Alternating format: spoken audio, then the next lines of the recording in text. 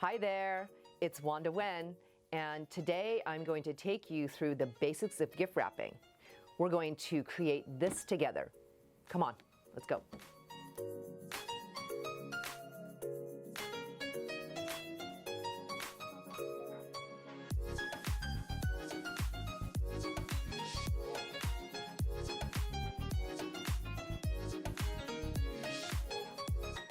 Okay, let's get started.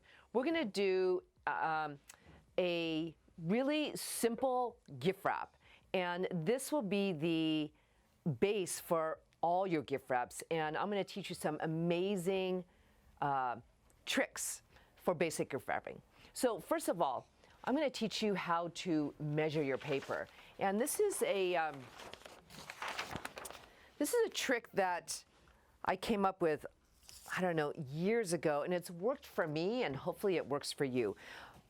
So when you have a box to wrap, you always want to put the top side down, like I am, and this is the underside of the paper. Although this paper, which is lovely, it's a paper called Lamali. It's a natural plant-based paper. This paper has beautiful edges.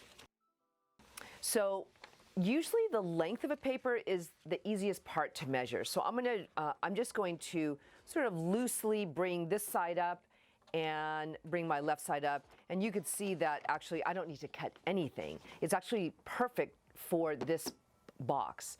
Now, the width of the paper is where everyone gets tripped up. So I'm gonna teach you a little trick. Don't lift the box, just turn your paper around, right? And then you wanna lift one side up so that you have about 2-3 inches of clearance here from the top of the box to the top of this paper. Then you want to crease on this other side on the bottom. This crease, can you see that, is where you're going to cut. It's the cut line. So you can take some good scissors. Good scissors are key. And you're going to cut along this line.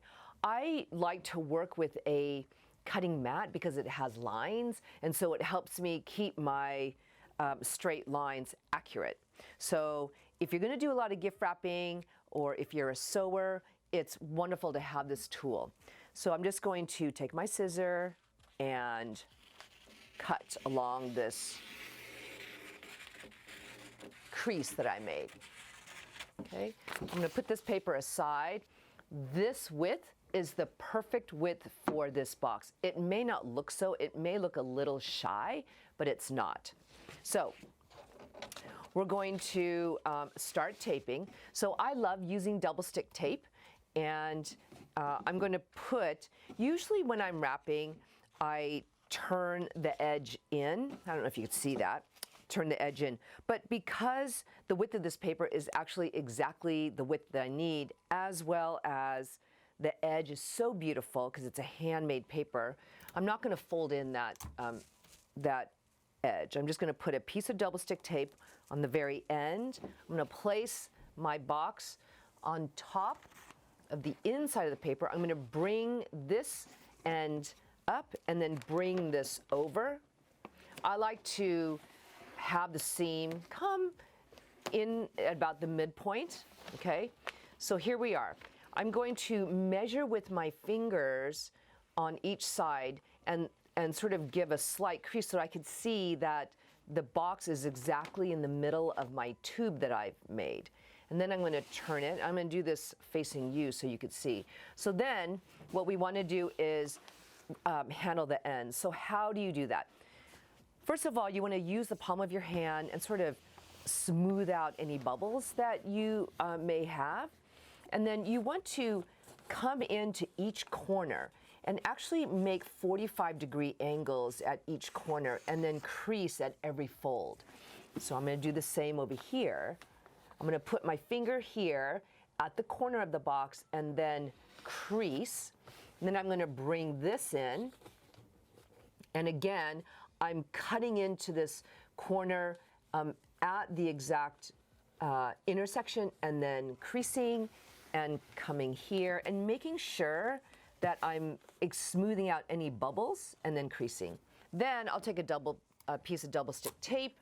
I'm going to put it on this beautiful organic edge on the inside and then bring it up. There you go.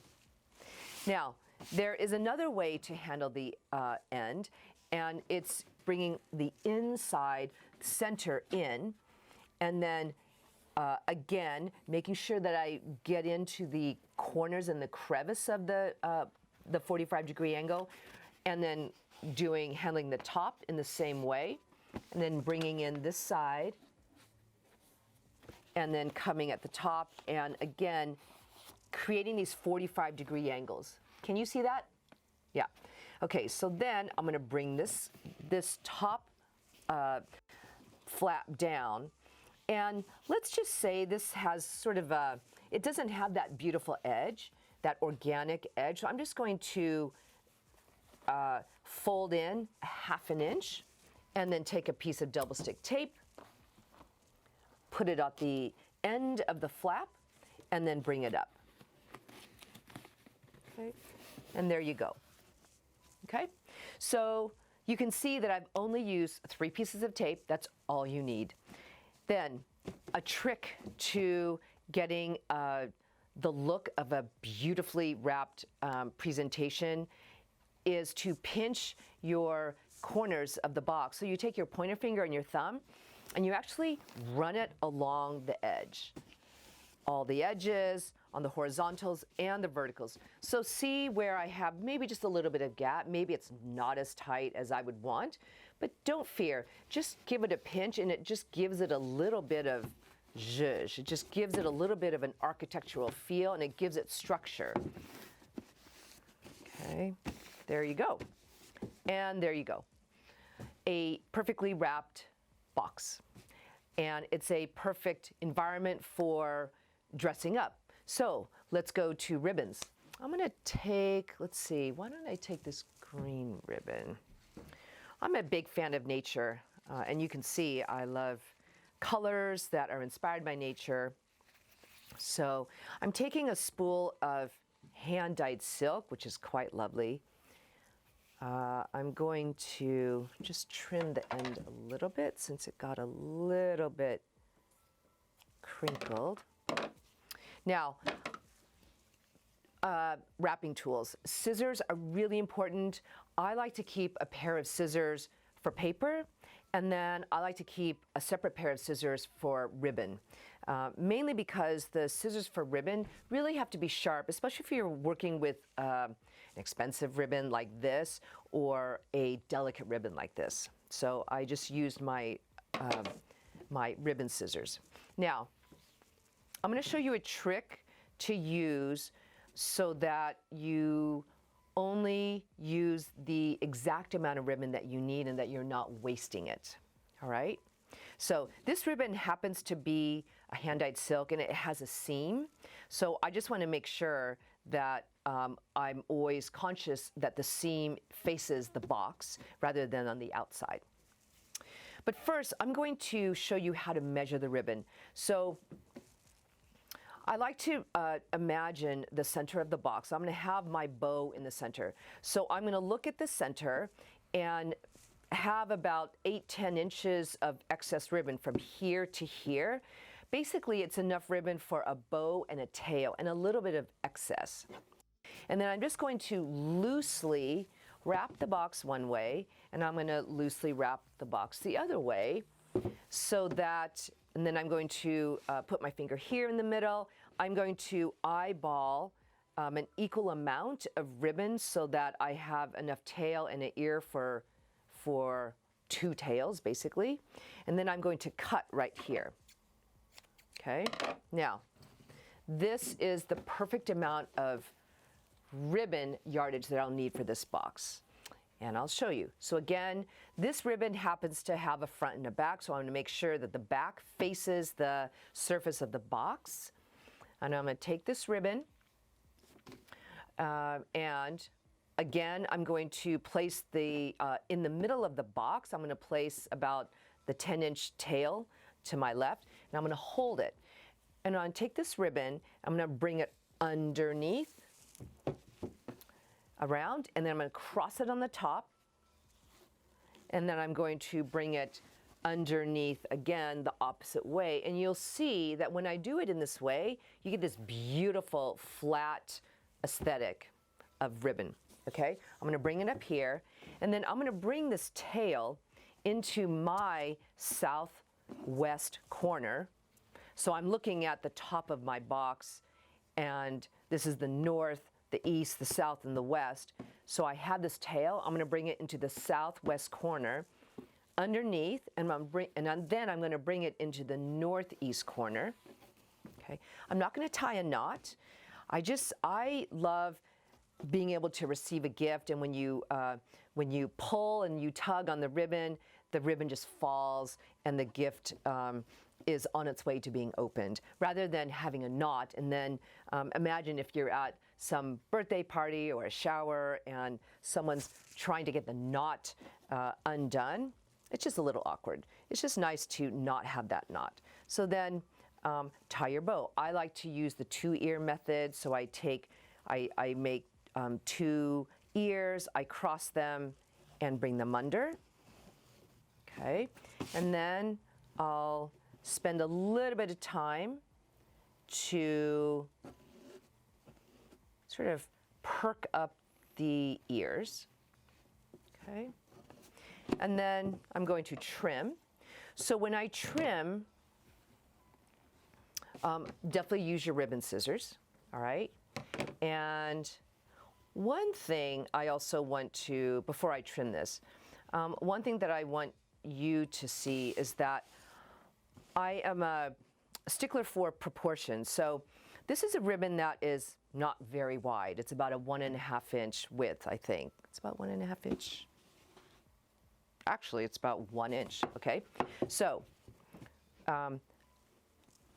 what I don't like seeing is, you know, if someone's gonna make this big bow with this skinny ribbon. I prefer, if you're using a thin ribbon or a narrow ribbon, to keep the ear tight. It just looks better. So I'm going to redo this. I'm going to pull in my tail.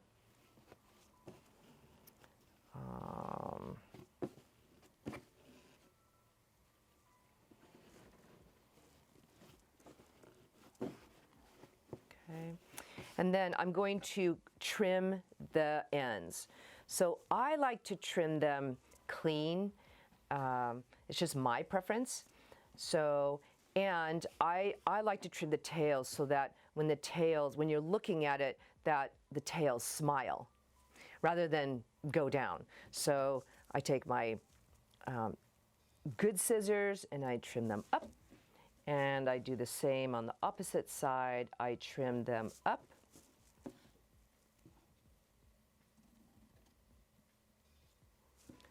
This ribbon is very delicate.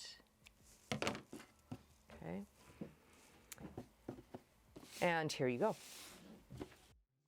For me, I love dressing up a gift. So from here, I would take, you know, maybe go step outside, get something from nature.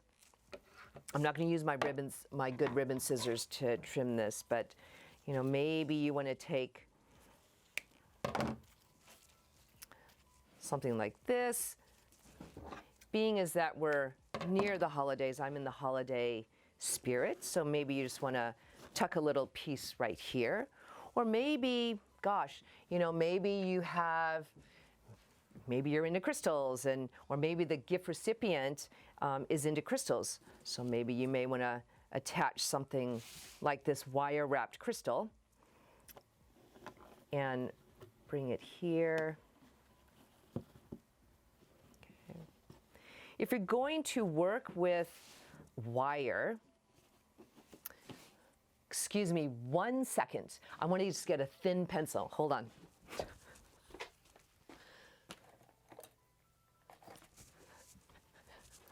I'm back. Okay. Okay. This wire can be kind of dangerous and it could poke somebody. So take this is a little trick.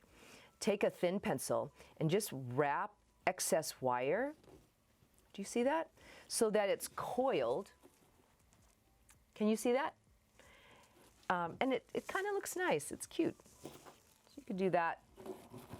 put a little bit of red underneath.